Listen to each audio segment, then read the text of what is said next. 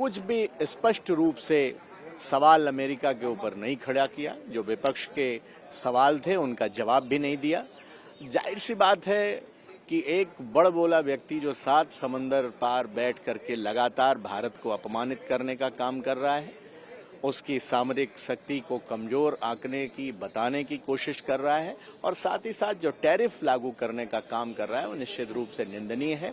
Bharatiya Janata party की हुकूमत हर एक मोर्चे पर फेल हुई है और हर एक देश से, चाहे पाकिस्तान से हो, चाहे रसिया से हो, चाहे अमेरिका से हो, हर एक मोर्चे पर इनकी आर्थिक नीति फेल हुई है। और समाजवादी पार्टी माननीय अखिलेश यादव जी लगातार इस ओर चिंता व्यक्त करते रहे हैं, लेकिन सरकार अगर समय रहते जाग गई होती और अमेरिका के राष्ट्रपति को जवाब अगर करारा दिया होता तो आज उनकी हिमाकत नहीं होती इस तरीके की हरकत करने की। सर, अमेरिकी राष्ट्रपति पहले बार बार बयान देते हैं कि मध्यस्थता उन्होंने की, अब पेनाल्टी के साथ साथ ये भी कहा गया है, टैरिफ के साथ साथ ये भी कहा गया है कि पेनाल्टी भी लगेगी इसके ऊपर।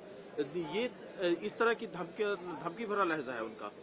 हालांकि मैं कुछ कहूंगा तो छोटे मुंह बड़ी बात होगी, लेकिन कल जिस तरह माननीय प्रधानमंत्री जी ने संसद के अंदर कहा कि मैं भारत का पक्ष रखने आया हूं, एक बार की मुझे लगा कि मैं पाकिस्तान की पार्लियामेंट में हूं और सामने पाकिस्तान के सांसदों को संबोधित कर रहे हैं माननीय प्रधानमंत्री जी। क्या हम लोग भारत के लोग नहीं हैं? क्या विपक्ष भारत का नहीं है जिसने सवाल उठाए हैं?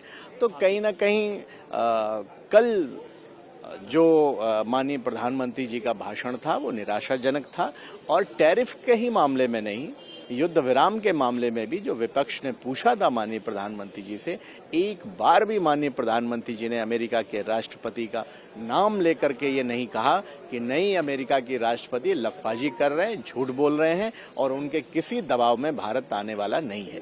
Thank you.